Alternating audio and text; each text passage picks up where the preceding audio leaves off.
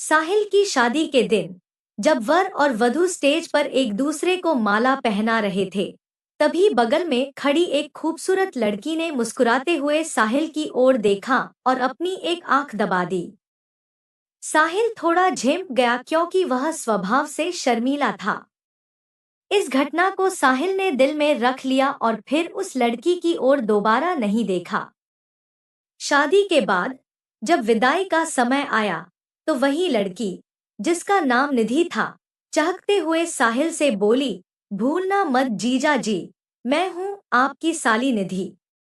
दीदी को ले जाने के बाद मुझे याद रखना मत भूलिएगा। साहिल मुस्कुराते हुए बोला, भला साली को कोई कैसे भूल सकता है। इस पर निधि हंसते हुए बोली, मैं हूं ना, तुम्हें याद दिलाने के लिए। कुछ दिनों बाद निधि अपने पिता के साथ अपनी बहन सुरभि से मिलने आई और एक हफ्ते के लिए उनके घर ठहर गई।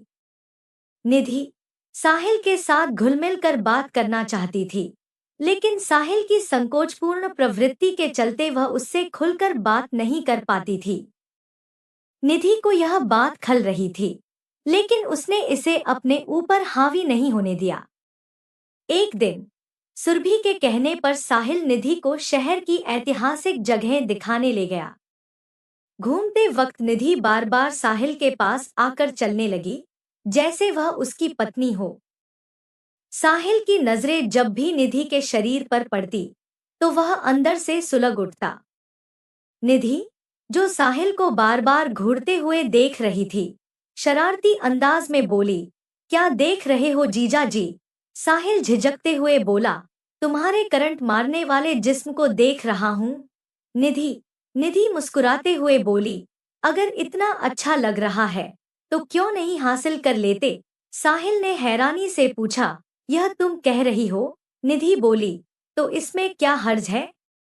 आखिरकार साली भी तो आधी घरवाली होती है। साहिल ने गंभीर होते हुए कहा, यह तो गलत बात होगी निधि, तुम्हारी दीदी के साथ धोखा नहीं कर सकता।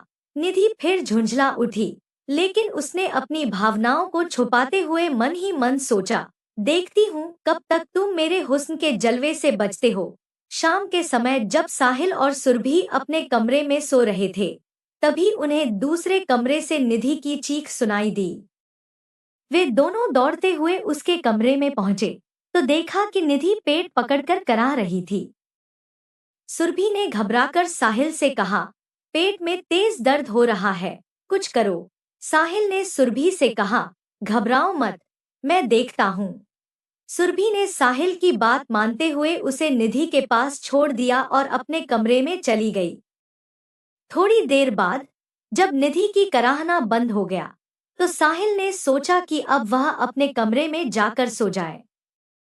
लेकिन तभी निधि ने साहिल को पकड़ लिया और बोली, इतनी जल्दी भी क्या है जीजा जी, सारी रात तो अपनी है। साहिल ने गुस्से में कहा, तुमने हम सबको धोखा दिया, तुम्हें ऐसा नहीं करना चाहिए था।